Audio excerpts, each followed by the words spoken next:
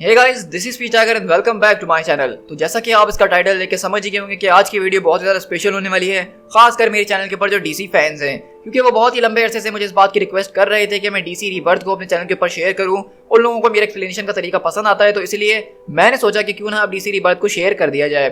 अब इस वीडियो को स्टार्ट करने से पहले मैंने लास्ट संडे एक वीडियो बनाई थी जिसके अंदर मैंने डीसी के सारे रीबूट, सारे रीलॉन्चेस को बहुत ज़्यादा डिटेल में आपके साथ एक्सप्लेन करा था। तो अगर आपको नहीं पता कि ये रीबर्थ आखिरकार क्या चीज़ है, किस भला का नाम है, तो मैं आपको हाईली रिकमेंड करूंगा कि आप मेरी लास्ट वीडियो को जरूर देख लीजिएगा। उससे आपको बहुत ही ज्यादा हेल्प मिलने वाली है इस वीडियो को समझने के लिए।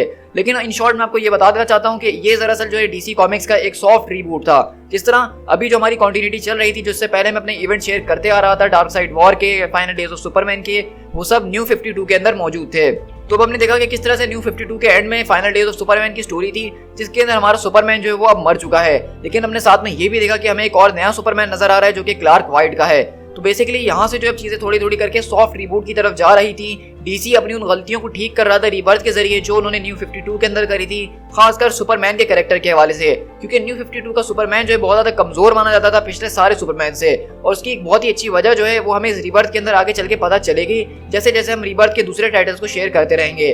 अब आज का जो हमारा ये कॉमिक होने वाला है रीबर्थ का, ये कोई बहुत बड़ा स्टोरी आर्क नहीं है, बल्कि सिर्फ एक वन शॉट कॉमिक है। और इस कॉमिक के जरिए में ये बताने की कोशिश की जाने वाली है कि इस वक्त डीसी के अंदर क्या सिचुएशन चल रही है और आगे स्टोरीज किस डायरेक्शन में जाने वाली है। तो अभी के लिए मैं इस वीडियो को स्टार्ट करता हूं आप लोग के साथ, और इस वीडियो के एंड में मैं आपको अच्छी तरीके से डिस्कशन करके समझाऊंगा कि बेसिकली रीबर्थ के बाद हम आगे क्या क्या चीजें कंटिन्यू करने वाले हैं। तो इस वीडियो को स्टार्ट करने से पहले मेरी सिर्फ एक ही रिक्वेस्ट है कि अगर आप चैनल पे फर्स्ट टाइम आ रहे हो और इस तरह का ऑसम कंटेंट एंजॉय करना चाहते हैं तो चैनल को सब्सक्राइब करना बिल्कुल भी मत भूलिएगा। So guys, this is P tiger, और चलिए बिना किसी और बात के इस वीडियो को स्टार्ट करते हैं।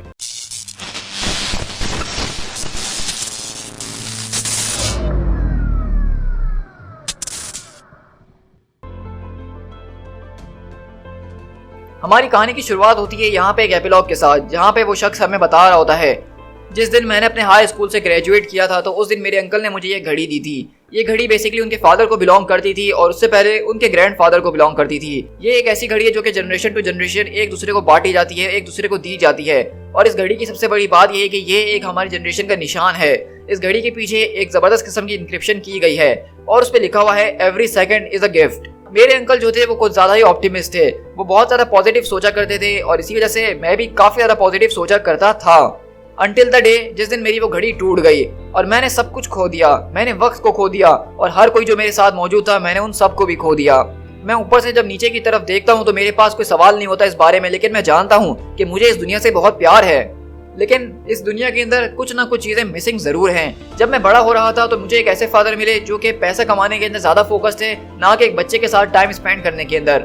और मुझे एक ऐसी माँ मिली जो कि इस बारे में ज्यादा परवाह करती थी कि लोग उसके बारे में क्या सोच रहे हैं, ना कि वो मेरे बारे में कभी इतनी परवाह करती थी। मेरा कोई भाई नहीं था और ना ही कोई बहन थी, और अगर सच कहूँ तो मेरे कोई खास दोस्त भी नहीं थे।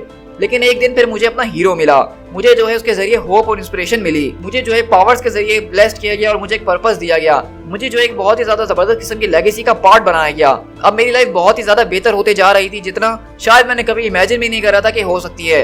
लेकिन अचानक कुछ ऐसा हुआ कि मुझे यहाँ से खींच के निकाल दिया गया। शायद ये सुनने में आपको बहुत ही ज्यादा अजीब लग रहा होगा, लेकिन मैं अब एक ऐसी जगह के अंदर मौजूद हूँ जहाँ पे मैं इस रियलिटी से बाहर हूँ। ये कभी कभार इस वजह से भी होता है क्योंकि मैं अपने आप के ऊपर काफी ज्यादा हार्ड हो जाता हूँ। कभी कभार दूसरों के हार्ड होने की वजह से ये सब कुछ हो सकता है, बट स्टिल मैं अपना घर तलाश करने में कामयाब हो ही जाता हूँ, क्योंकि मेरे पास एक लाइटनिंग रॉड मौजूद है जो कि मुझे हमेशा जमीन पे ले ही आती है। लेकिन मैंने जितनी चाहे कोशिश क्यों ना कर ली हो, मैं अभी तक उसको फाइंड करने में सक्सेसफुल नहीं रहा हूँ। तो इसीलिए अब मैं एक ऐसे शख्स को तलाश करने की कोशिश कर रहा हूँ जिसके जरिए मैं एक कॉन्टैक्ट बना सकूँ, और वो शख्स कोई और नहीं बल्कि ब्रूस वेन होने वाला है। क्योंकि ब्रूस जानता है कि अगर हम किसी को खोते हैं तो वो किस तरह से फील होता है, और वो मेरे इस दर्द को समझ सकता है। मे बी ब्रूस शायद मेरी इसमें मदद कर सकता है। इसी तरह हम यहाँ से बैट केव के अंदर ब्रूस वेन के पास शिफ्ट होते हैं, जहाँ पे हम देखते हैं कि बैटमैन यहाँ पे बैठ के स्क्रीन के ऊपर सुपरमैन की सारी न्यूज सुन रहा होता है, और उसमें यही बात बताई जा रही है कि जब से उसकी आखिरी बार फाइट हुई थी उस मेटा ह्यूमन से, उसके बाद से उसकी कोई साइटिंग्स नहीं देखी गई हैं। तो बेसिकली अभी जो है फाइनल डेज ऑफ सुपरमैन की स्टोरी आर्क खत्म हुआ है और उसका इफेक्ट यहाँ पे दिखाया जा रहा है। लेकिन इसी एरिया में देखते हैं कि अल्फ्रेड बुलाता है मिस्टर वेन को और वो पूछते हैं कि क्या बात है अल्फ्रेड, तुम क्या कहना चाहते हो। तो अल्फ्रेड बताता है कि ये जोकर के बारे में है।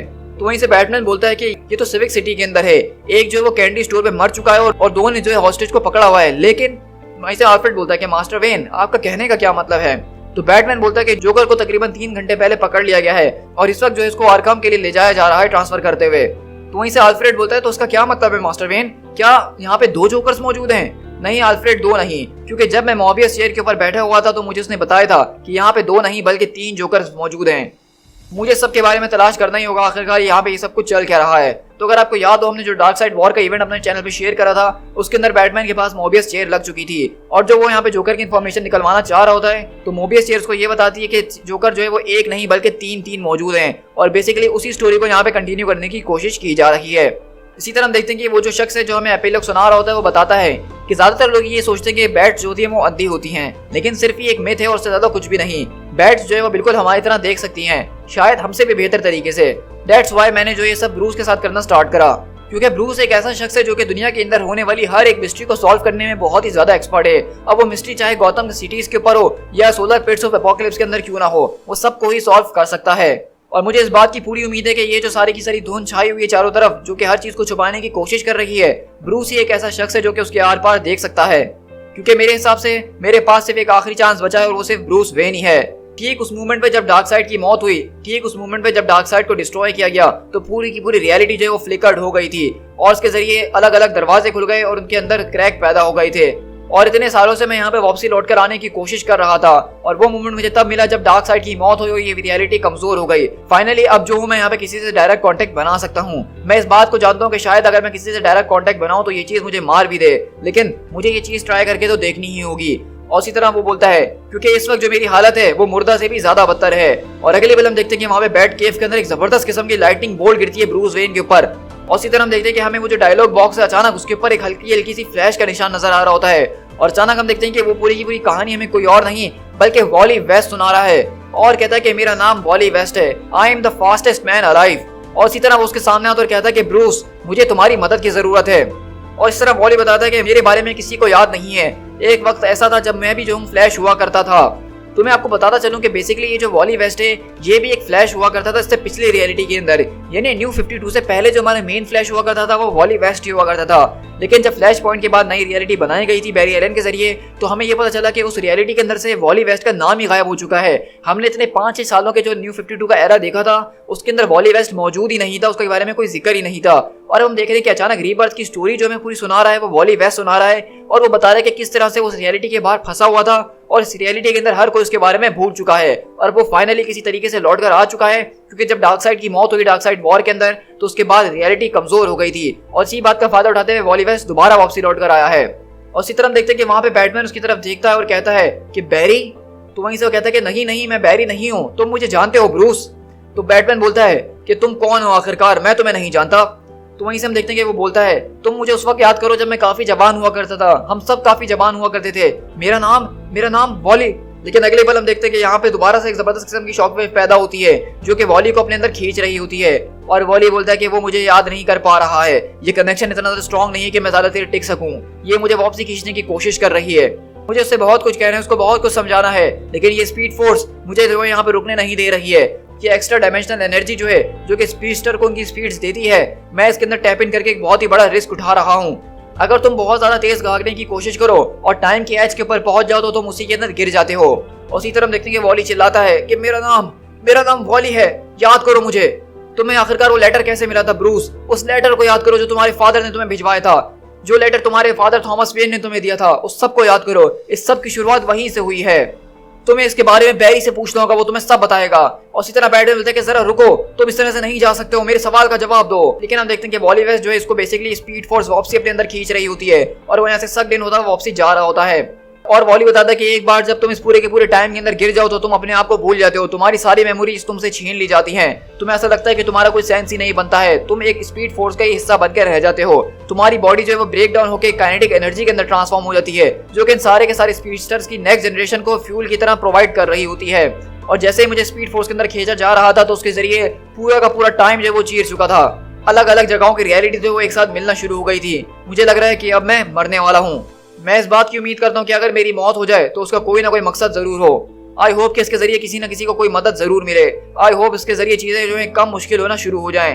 ब्रूस मुझे वापसी लेकर नहीं आ सकता है तो इसलिए मुझे किसी और की तलाश है, मुझे अपने दोस्तों को वार्न करना होगा इससे पहले कि बहुत ही ज्यादा देर हो जाए। उसी तरह हम देखते हैं कि अगले पल यहाँ से बैरी गायब हो चुका होता है और बैटमैन उसी लेटर की तरफ देखता है जिसके बारे में अभी वॉली उसको बता के गया है। और ये बेसिकली वो लेटर है जो कि फ्लैश पॉइंट की स्टोरी के बाद फ्लैश जो है वहाँ पे आके बैटमैन को देता है जब पूरी की पूरी रियलिटी चेंज हो चुकी होती है। और ये लेटर जो है बेसिकली फ्लैश पॉइंट स्टोरी के अंदर जो थॉमस वेन था यानी कि बैटमैन, वो अपने बेटे ब्रूस को ये लेटर लिख के भेजता है बैरी एलन के हाथों से।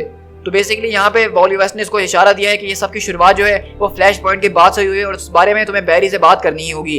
इसी तरह वॉली में बताता है कि जैसे ही मैं जो है स्पीड फोर्स के अंदर वापसी चले गया तो मेरी पूरी की पूरी जिंदगी जो एक फिल्म की तरह मेरी आंखों के सामने चल रही थी।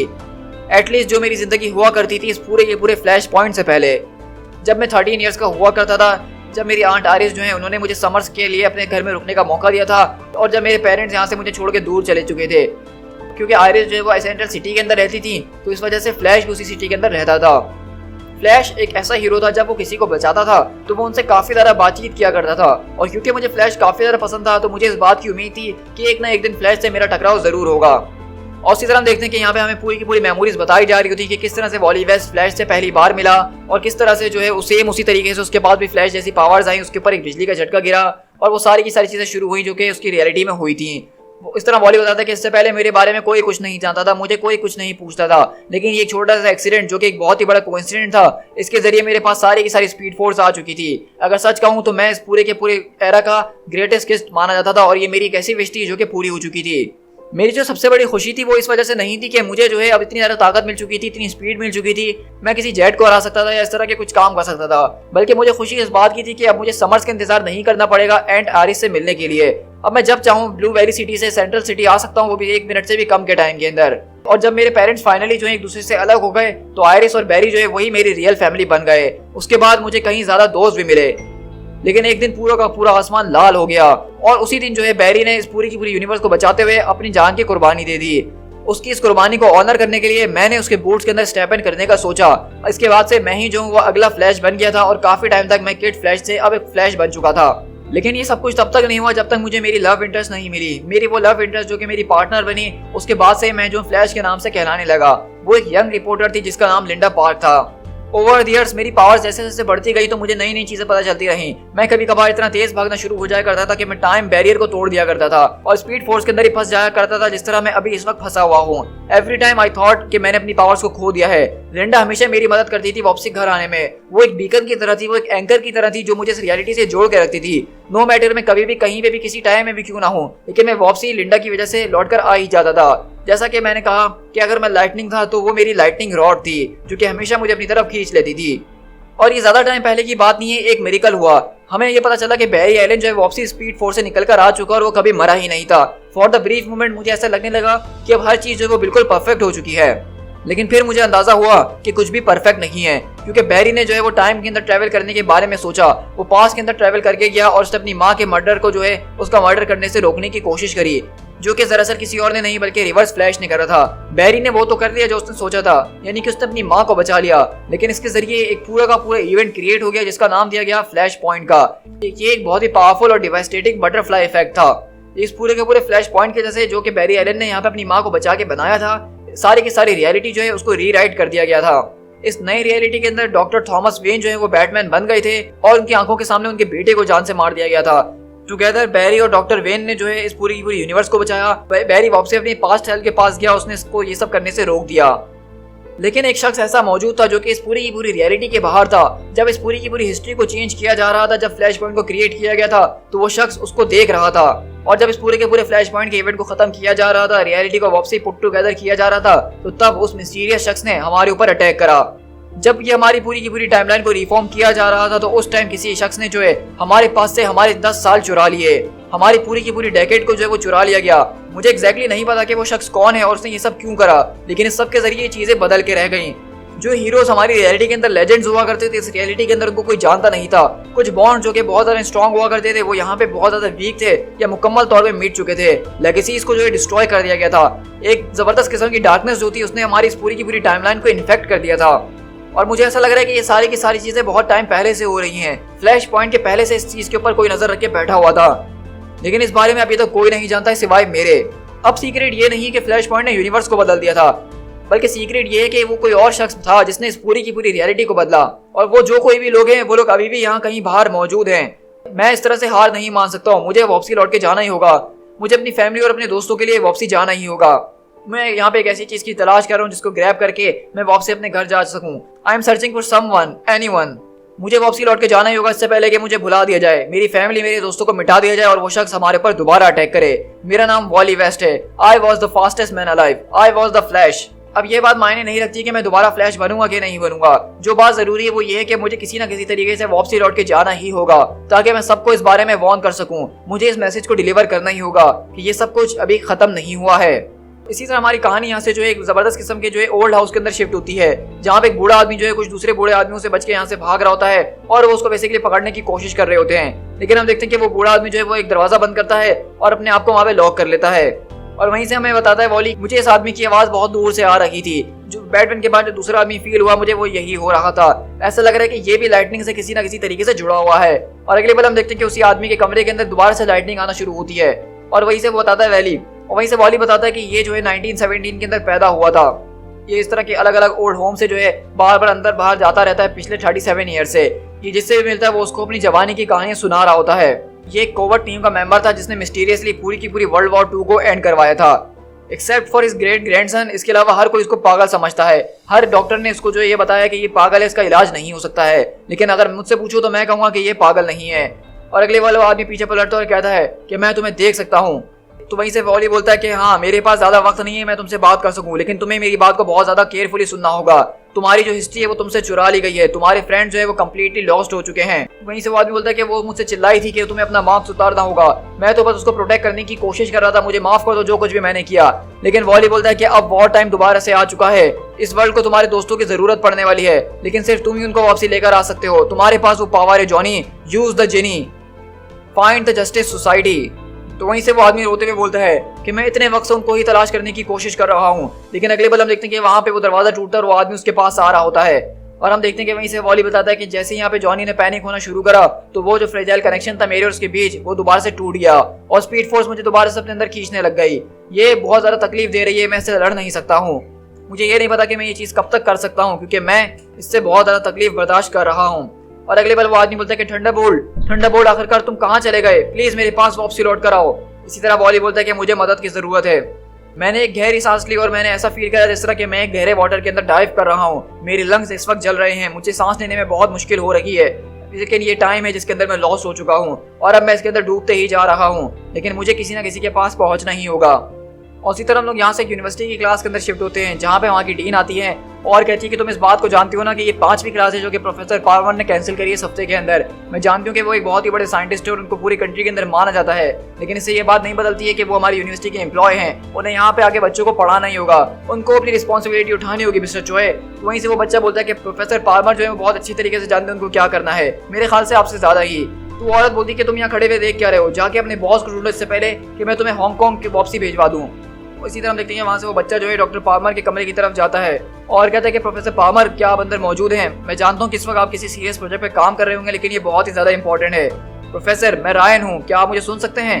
लेकिन अगले पल हम देखते हैं कि वहाँ पे उनके कमरे के नीचे कुछ लेटर्स पड़े हुए होते हैं और वो कमरे के अंदर से कोई आवाज नहीं आ रही होती।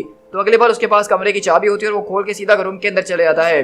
और अगली बार वो बोलते हैं कि हेलो, कोई मौजूद है यहाँ पे? तो वहीं से आवाज आती है कि रायन अगर तुम्हें ये मैसेज रिसीव हो रहा है इसका मतलब कि मैं एक बहुत ही बड़ी मुश्किल के अंदर फंसा हुआ हूँ। लास्ट वीक मैंने जो एक जबरदस्त किस्म की डिस्टर्बेंस को फील किया था temporal nano structure of the timeline के अंदर, मुझे लगा था कि ये शायद एक विलन क्रोनोस है जो कि हिस्ट्री के अंदर जाके ग्रेटेस्ट ट्रेजर्स को लूटने की कोशिश कर रहा है। मैंने जो है अपना एटम सूट पहना, श्रंक डाउन कर अपने आप को। मैं जानता हूँ कि ये बहुत ज्यादा अनवाइज चीज थी, लेकिन मैं टाइम पूल के अंदर कूद गया। तो मैंने इस बात को बहुत जल्दी डिस्कवर कर लिया कि वो सारी की सारी डिस्टर्बेंस जो थी वो क्रोनोस नहीं मचा रहा था। मैंने एक एविडेंस ढूंढा जो कि किसी बहुत ही बड़े खतरनाक किस्म के बीइंग का एविडेंस हो सकता है। ऐसा लग रहा है कि किसी इंसान ने हमारी पूरे के पूरे हिस्ट्री के अंदर रॉबरीज करी हैं। उसने हमारे पूरे के पूरे एसेंशियल टाइम्स को चुरा लिया है। और इस चीज को तलाश करने के लिए, इन बातों के जवाब ढूंढने के लिए मैंने अपने आप को और छोटा करा। मैं एटम्स के बियॉन्ड चले गया और मैंने इस बात को डिस्कवर करा जो कि बहुत ज्यादा अनबिलीवेबल है। मुझे नहीं पता कि मैं इस चीज को क्या कहूँ, लेकिन हम अभी के लिए इसको द माइक्रोवर्स कह सकते हैं। तो मैं चाहता हूँ कि तुम जाके बता दो कि मैं अब अगले हफ्ते के लिए कोई भी क्लास नहीं ले सकता हूँ और मैं ये नहीं जानता कि मैं कब तक कोई भी क्लास नहीं ले सकता हूँ। तुम्हें जाके जीन को उसके बारे में बताना होगा, ये बताना होगा कि मैं उसे कितना प्यार करता हूँ। और तुम जब ये सब कुछ कर लो तो उसके बाद कोई ऐसी चीज है जो कि मैं तुमसे करवाना चाहता हूँ रायन। मैं जानता हूँ कि तुम्हें स्पोर्ट्स बिल्कुल भी पसंद नहीं है, तुम्हें आउटडोर के सारे काम से नफरत है, तुम्हें जो है ऊंचाई से डर लगता है, तुम्हें एस्थमा है, तुम्हें एलर्जीज हैं। टू बी ऑनेस्ट तुम एक बहुत ही बड़ी मैस हो। लेकिन तुम ही सिर्फ एक ऐसे शख्स हो जो कि मेरी सारी की सारी टेक के बारे में जानता है और ये भी जानता है कि उसको इस्तेमाल किस तरह से करना है और एटम्स के बीच की जो दूरी है उनको कैसे खत्म करना है। और इन सबसे भी बढ़ के जो सबसे ज्यादा इंपॉर्टेंट बात है वो ये है कि मैं अपनी सारी की सारी टेक के साथ तुम्हारे ऊपर विश्वास कर सकता हूँ, मुझे तुम्हारे ऊपर भरोसा है। मैंने वहाँ पे जो है एक साइज चेंजिंग बेल्ट को छोड़ दिया है जो कि बिल्कुल मेरे से मिलती जुलती है। उसके जरिए तुम और मैं एक साथ टैदर हो सकते हैं। वो बेल्ट तुम्हें सीधा मेरी लोकेशन के ऊपर ले आएगी, उसके जरिए तुम मुझे वापसी मेरे घर मेरे लैब के अंदर लेकर आ सकते हो। इसके जरिए सिर्फ तुम मुझे नहीं बचाने वाले हो रायन, बल्कि तुम पूरी की पूरी यूनिवर्स को बचाने वाले हो। ओ यहाँ पे एक और आखिरी चीज है, गॉड मैं आखिरकार इस बारे में भूल कैसे गया, ये बहुत ज्यादा इंपॉर्टेंट है। जब तुम माइक्रोवर्स के पहले वर्ल्ड के ऊपर पहुंचो तुम्हें वहां पे कोई शख्स मिलने वाला है। तुम वहां पे जो कुछ भी करने की कोशिश करो, जो कुछ भी कहने की कोशिश करो, बस तुम्हें ये नहीं करना है। लेकिन अगले पल हम देखते हैं कि वहां पे इससे पहले वो बता सके कि उसको वहां पे क्या नहीं करना है, क्या नहीं बोलना है, अगले पल उनकी रिकॉर्डिंग खत्म हो जाती है और वो बोलता है कि प्रोफेसर पाल्मर आप कहाँ चले गए। और अगले पल हम देखते हैं कि वहां पे वो रायन जो होता है उसके सामने वो बेल्ट मौजूद होती है और कहता है कि ओह अब मैं क्या करूंगा। और इसी तरह वॉली बताता है कि लेगेसी जो है मुकम्मल तौर पे भुलाई नहीं गई है। शायद ये यूनिवर्स मुझसे यही कहना चाह रही है कि मेरे जैसे यहाँ पे और भी मौजूद हैं। और वहीं से वो लड़का कहता है कि मुझे ये सब कुछ ठीक नहीं लग रहा है मिस्टर कॉर्ड। तो कहता है कि जेमी प्लीज मुझे इस नाम से मत बुलाओ, मुझे डैड के नाम से बुलाया करो। मिस्टर कॉर्ड वो मेरे डैड हुआ करते थे। वो कहता है कि मेरे ख्याल से मुझे अपने दूसरी चीजों के अंदर टाइम लगाना चाहिए, ना कि आपके साथ मिलकर इस जायंट बग को बनाना चाहिए। तो कहता है कि ये दी बग है जेमी, ये हमारा मोबाइल हेडक्वार्टर्स है, ये एक तरह का फ्लाइंग बैट केव है। तो वहीं से वो कहता है कि हमें किसी बैट केव की जरूरत नहीं है और ना ही मुझे कोई बैट केव चाहिए। क्या मतलब तुम ये कह रहे हो कि तुम्हें बैट केव नहीं चाहिए? आखिरकार ऐसा शख्स है भी कौन जिसको बैट केव की जरूरत नहीं है। इसी तरह हम देख रहे हैं कि हमें कॉर्ड इंडस्ट्रीज के अंदर दिखाया जा रहा है जहाँ पे इस पूरे के पूरे सूट्स के ऊपर ये लोग काम कर रहे हैं और इन लोगों ने अपना नया हेडक्वार्टर वगैरह बनाया है। लेकिन हम देखते हैं कि वहीं पे जेमी बोलता है कि मुझे अब स्कूल के लिए लेट हो रहा है, मुझे जाना होगा। और अगले बार वो अपने पूरे के पूरे कॉस्ट्यूम को चेंज करके वहां से निकल जाता है। लेकिन हम देखते हैं कि वहीं पीछे से आवाज आती है कि थियोडोर कॉर्ड मैं हूँ डॉक्टर फेट। तो कहता है कि आप कौन है? तो वहीं से डॉक्टर फेट कहते हैं कि तुम्हें इस बारे में कोई अंदाजा नहीं है कि तुम किस चीज से डील कर रहे हो। तो वहीं से वो कहता है कि आपको अगर मैं सच कहूँ डॉक्टर तो आपको देख के मुझे थोड़ी सी घबराहट जरूर हो रही है। मैंने कहा कि तुम जिस चीज से डील कर रहे हो, मैंने ये नहीं कहा कि तुम जिस शख्स से डील कर रहे हो। जेमी राइस तुम जो एक इनोसेंट हो जिसको इस चीज के साथ फ्यूज कर दिया गया है, जिसको तुम दोनों नहीं समझते हो। तो वहीं से बोलता है कि मेरे ख्याल से मैं इसको काफी हद तक समझता हूँ, ये एक पावर है और ये एक हार्ट की तरह काम करता है, ये एक एलियन स्क्रैप है। वहीं से डॉक्टर फेट बोलते हैं कि जिस बात पे तुम्हें विश्वास है कि ये ब्लू बीटल स्क्रैप एक टेक्नोलॉजी है, ये ऐसा नहीं है, ये सिर्फ एक झूठ है, ये एक तरह की डार्केस्ट सॉर्सरी है जिसको तैयार किया गया है। तुम यहाँ पे किसी एक्स्ट्रा टेरेस्ट्रियल चीज से नहीं खेल रहे हो, बल्कि तुम यहाँ पे मैजिक से खेलने की कोशिश कर रहे हो। तो वहीं से कॉर्ड बोलता है कि क्या मतलब मैजिक? इसलिए हम देखेंगे हमें यहाँ पे ब्लू बीटल के हवाले से भी कुछ नए मिथोस इंट्रोड्यूस करवाए गए हैं कि ब्लू बीटल का सूट वो किसी एलियन टेक्नोलॉजी से नहीं चल, बल्कि उसके पीछे कुछ मैजिक का लोचा मौजूद है, जिस वजह से डॉक्टर फेट उसको यहाँ वॉर्न करने के लिए आए हैं। इसी तरह वहाँ पे हमें वॉली बताता है कि मेरे जैसे और भी हैं नए हीरोज, नई शाइनिंग लाइट, जिनके पास नए नए आइडियाज मौजूद हैं। ऐसे मैन एंड वुमेन जिन्होंने अभी तक अपनी पावर्स को जो डिस्कवर नहीं करा है, और जिन्होंने डिस्कवर कर लिया है उन्होंने अभी तक इसको एम्ब्रेस नहीं करा है। और फिर उसके बाद अचानक सारी की सारी इमेजेस रुक जाती हैं। और उसी तरह देखते हैं कि यहाँ पे बेसिकली लेडी जो है वो भागते हुए जा रही होती है और ऐसा लगता है कि उसको सारी की सारी रियलिटी के बारे में जो कुछ भी चल रहा है उसको पता चल चुका है। और अगली बार वो कह रही होती है कि जो तुम करने की कोशिश कर रहे हो वो बहुत ही ज्यादा गलत है और उसको मैं गलत प्रूव करके रहूंगी भी। तुम एक बहुत ही बड़े मॉन्स्टर हो, तुम एक बहुत ही बड़े लोनली और क्रूरल इंसान हो। लेकिन अगले बार देखते हैं कि अचानक वहाँ पे एक जबरदस्त किस्म की ब्लू लाइट आती है और उस पूरी की पूरी औरत को वहाँ पे डिसइंटीग्रेट करके खत्म कर दिया जाता है।